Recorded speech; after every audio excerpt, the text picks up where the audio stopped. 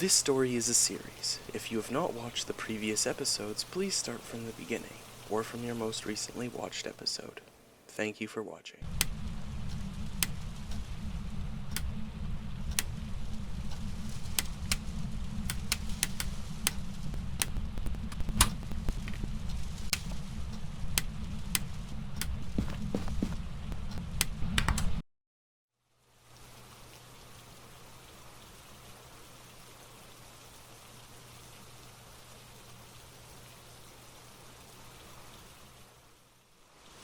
Raymond was happy with the results of the last investigation.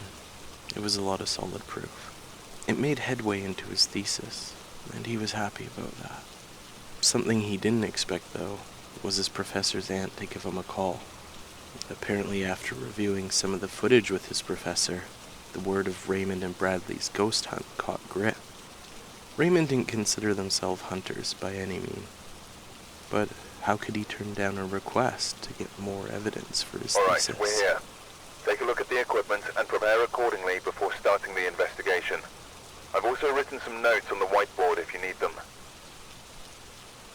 New intel. Reports of light switching. Possibly harmless, but be careful out there. They'd also picked up a new team member. Another friend hopping on to ghost investigations. You'd never see his face, though. He helped more with logistics, keeping Raymond informed and alert to new cases, hauntings. He also didn't want to give his name. So, the boys just ended up giving him the nickname of the Dispatcher. A common misconception is that all haunted places are just run-down, abandoned buildings. But this isn't the case. You ready, Raymond? This looks like quite the nice place. You sure there's a ghost in here? Definitely, Brad. You gotta expect the unexpected. This is the place. Raymond, the power's off. Well, we should probably check the breaker then. Elizabeth Jones' house was, in fact, quite nice. Elizabeth believed the spirit in their house was of their late grandfather, a strict man who wasn't always nice, and he especially didn't enjoy children or toddlers. Power's on. Raymond flicked on the nearest light. The brilliance brought him comfort. He continued his scan, the bathroom and closet yielding no results. He stepped back, wanting to look over the bedroom one more time. He felt so close to something. He could catch that butterfly of a heart, flapping lightly in his chest. Yet nothing. Maybe the living room beside had a more plentiful crop. As he scanned the living room, he only observed the fallow fields of fruitless evidence. Yet he heard something fall or be thrown behind him, but he was only met with the statue of Bradley in his blinding light. The fleeting flight of hope flapped away into the wind. He returned to his task. Raymond decided it was time to make use of the thermal and look for cold spots in the house. He also noticed this time Bradley was staying quite close to him, almost following him room to room. Did Bradley not want to be alone? Was he scared? Perhaps he was just keeping up on his promise to keep his eyes on him. Anything yet? No, Brad. No luck yet. Right then, the click of a door unlocking caught his attention. Did you hear that, buddy? Yeah, where did that come from? Is someone here? You're not supposed to be in here. This is private property. I think it came from over here. Raymond looked around. When he reached the nursery, a wash of uneasiness came over him. Something about this room felt off. He sweeped over the area with his temp gun, reading a fairly nominal amount. A quick dip caused him to step back and double-check. Something felt off here as his stomach did front flips inside of him. His slight nauseousness followed him throughout the house. It followed him to every room and corner. No matter where he turned, he felt it. Something about this place had given him the feeling of unwellness. He continues, though, pushing through this feeling, slamming it deep down and locking it away. Temperatures seemed to be low, but consistent throughout the location. That's when he had seen it. A bone just sprawled out on the floor. Why was it there? Swirled thoughts of terror and screaming suggestions of evil filled his mind. Wait, is that a bone? Yeah, maybe they have a dog? Raymond took the stairs back up, each squeak sending fright shivers down his spine. The downstairs creeped him out, and he didn't want to be anywhere near it. That's when he heard the creak of a door. Something had touched and opened something. He flooded the hallway with his light in the rooms, hoping he could find a door sitting slightly ajar. He wanted to catch the ghost's activity in the act, like a child trying to sneak open the cookie jar and leaving the lid slightly tipped. However, this child had gotten away with the cookie, and Raymond was upset he didn't catch it. His next idea was to switch out his gear. Maybe a new style of investigation could change the situation into his favor. He left the camera facing the hallway. He hoped it would catch the cookie thief going for another. Leaving the van, his new UV light in hand, he started to sleuth for a new proof. But almost immediately he caught the glowing reflection of a handprint pressed on the door to the nursery.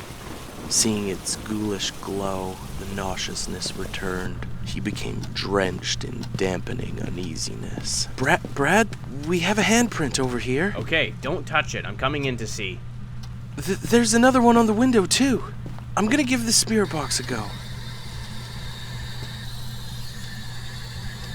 Hello? He watched the rabbit move in front of his eyes. Is anyone here? But the spirit box gave no reply. Did you just move the rabbit? Where are you? Again, an empty crackling is all that replies to Raymond's question. I'm not getting anything on the spirit box this time, Bradley. Raymond wasn't making up anything. He felt washes of uneasiness and nausea pulsating over his body. As he stepped out, though, the rain and fresh air relieves him, filling his lungs and stomach with relief.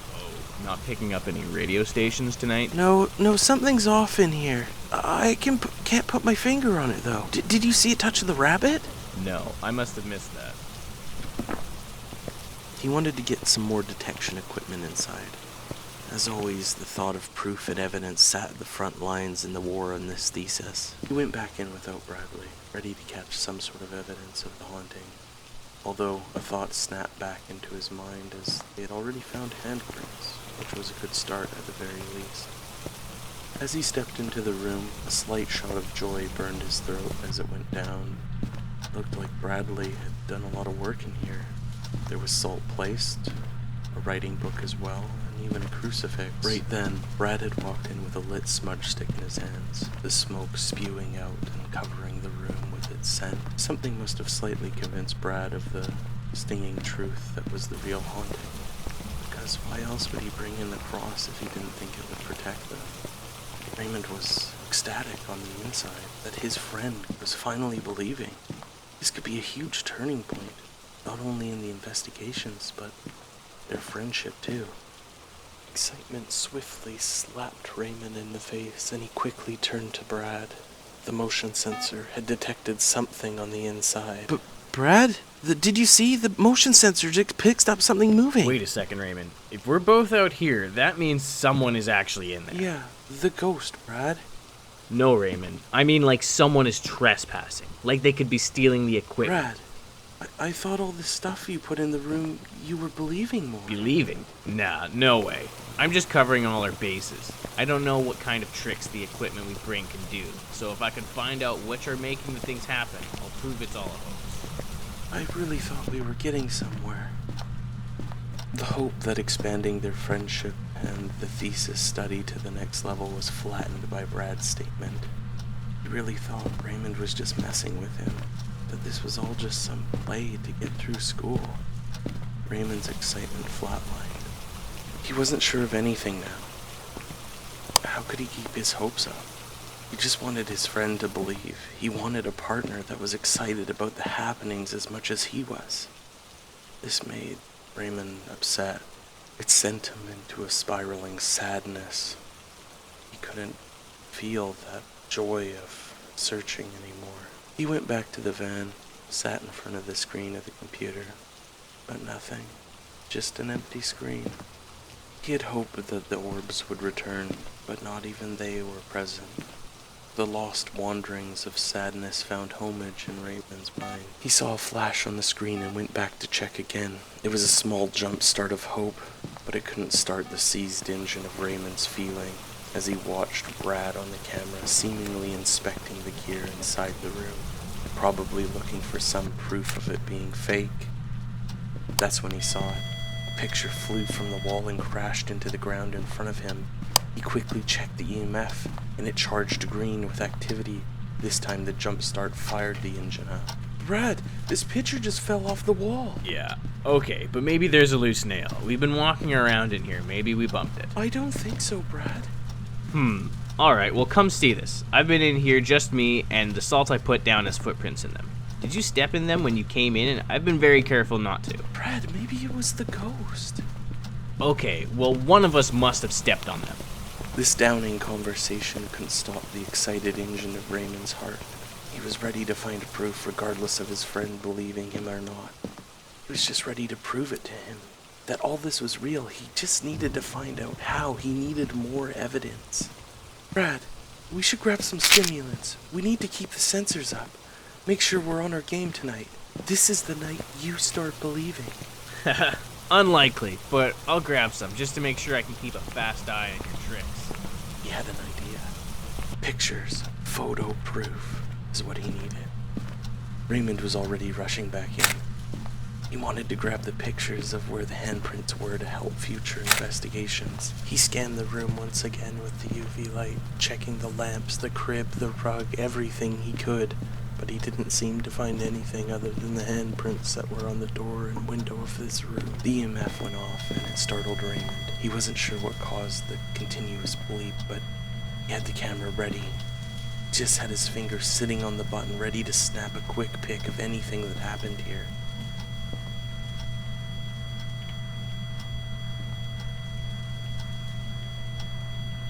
But the bleep ended, and the cold room sat stagnant again, revealing none of its secrets. I'm gonna grab the temp gun again. Maybe it can help us out here. Maybe it's gotten colder. Okay, buddy. Let's head back in there and double check.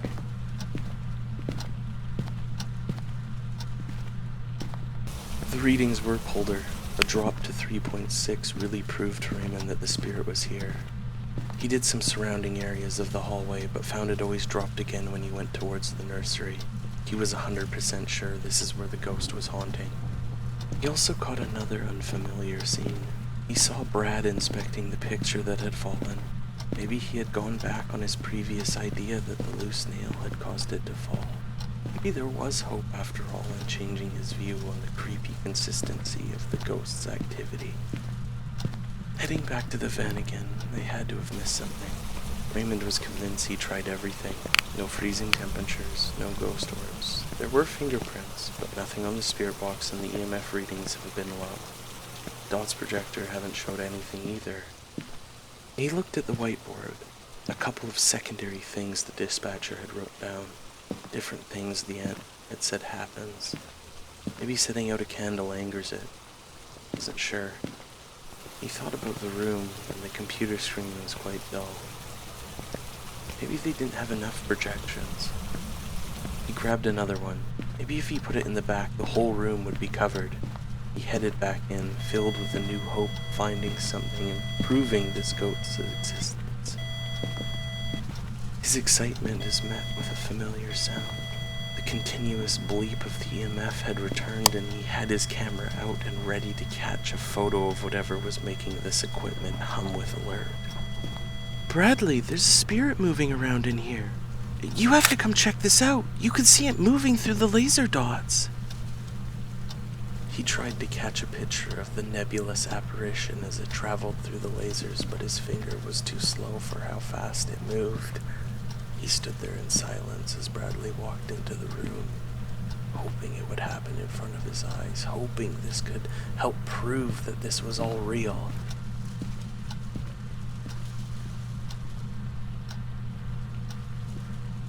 Look, right there, did you see it? Yeah, I did. Is this a projector? Like it's creating the image? Are you being serious right now? I just have to ask, man. We have to rule out all the possibilities.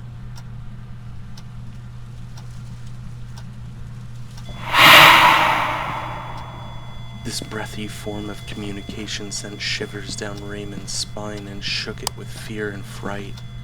He could hear the blood thumping in his mind, his ears pulsating with the thumps of his titanic heart. He could feel his body strangling this beating organ as it grew inside his restricted body. He kept the camera as steady as he could. With all this activity, he was bound to catch something. The green dots were mesmerizing as they danced around the room walls. He just stood there watching them. The occasional apparition of the ghost whizzing past them through the lasers. One time, it almost headed straight towards Raymond. That violent breath did spawn an idea inside of Raymond's mind. Perhaps the spirit was trying to communicate now, and if he went and grabbed the spirit box, he would be able to catch another voice on it. He quickly headed to the van, hoping to grab that equipment before this spirit left its form. He was still shaking from that whispery voice. When he reached the van, he scrambled to write down the evidence inside of his journal. He checked his notes, seeing if there was some sort of hint of what this could be. He was flustered, though. He checked the sensors again, making sure that he was right inside his mind, but everything seemed within a nominal value. He went to head back in, then checking his notes one more time, seeing what the possibilities of the spirit could be. He had a feeling that this, in fact, was a phantom. Finally confident in his actions, he grabbed the spirit box on the way into the house. He knew that because of that breathly chill that ran down his back, giving him goosebumps, that this was in fact going to work this time. Testing. Is this Daniel Jones here with us?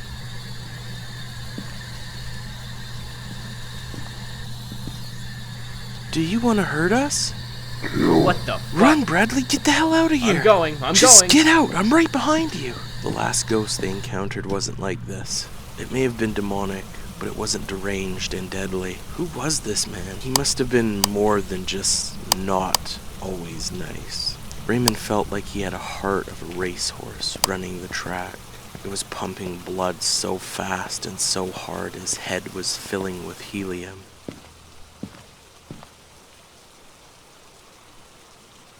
I thought it didn't work. I thought it didn't pick up anything earlier.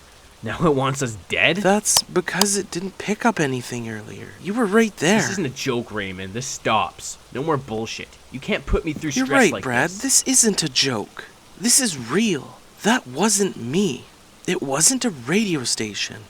It's a real spirit that wants to hurt us for being in there. You have to start believing in me before something bad happens to us, Brad. All right. I'll try and believe a bit more. But I need to see some real proof. Like a creature from the beyond. Like a full-body apparition, like you see in the movies. Well, I'm working towards that, Brad.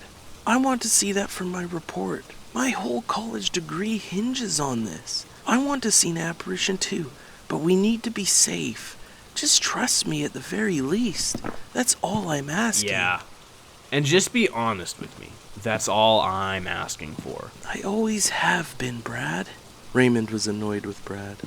How could he think this was all a joke? Even after arguing, his heart was stampeding on his chest, slamming his heart. Was it the fear of death, though? Or was it the anger from his dense friend's accusations? He needed Brad to believe more, and maybe that's what he needed to make the partnership work. He was lost in his mind. He could tell Brad was off, too. Both of them not talking as they explored the van.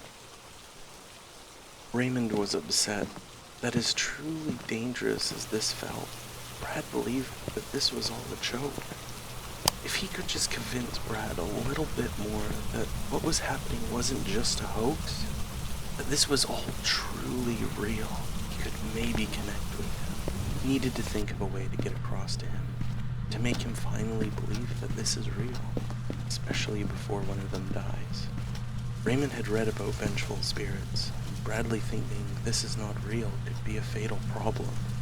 Maybe proving things were real for his thesis was no longer the number one reason. Could now save his friend's life. Conflict clashed between them like waves rushing into each other.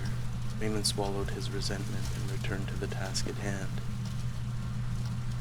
Them working against each other would only make the situation worse, and Raymond knew that Bradley wouldn't be able to let go as easily as he could. Although he knew Bradley's anger over this situation only drove the wedge deeper between belief and Brad's opinion, Raymond needed to turn this around and force Brad's opinion to take a U-turn. They stood there in silence, neither one of them speaking a single word as they watched the scene, observing the presence of this spirit. The conflict had seemingly cracked the night. Richard wanted to stay and try and get a picture or film an apparition of this creature, but he knew Bradley was angry. He might have agreed to trust him more and believe a bit, but he knew that he was very upset on the inside. At this point, the silent cue ended the night. It set a mark to walk out and leave. Raymond wondered if, just once the night was over and the sun rose, if when they went back in to collect this equipment, they would be on speaking terms again. The only noise was the rain pelting the top of the van, showering down on them as the creaking of the doors slowly leaving them staring into each other's eyes as the last scene of the camera's vision. Hello everyone, thank you for showing up for the second episode of the Phasmophobia story series, part 1, featuring Raymond's side of the story. If you liked it, please leave a like, and if you want to watch more of this story as well as our other stories, feel free to subscribe as well as hit the bell icon to stay up to date on the stories. Lastly, why don't you leave me a comment down below? Tell me what you think about this conflict between Raymond and Brad. You think it's going to hinder the next investigation? What do you think Brad was feeling during this first part that Richard saw? Thank you all, and I'll see you next time on the next episode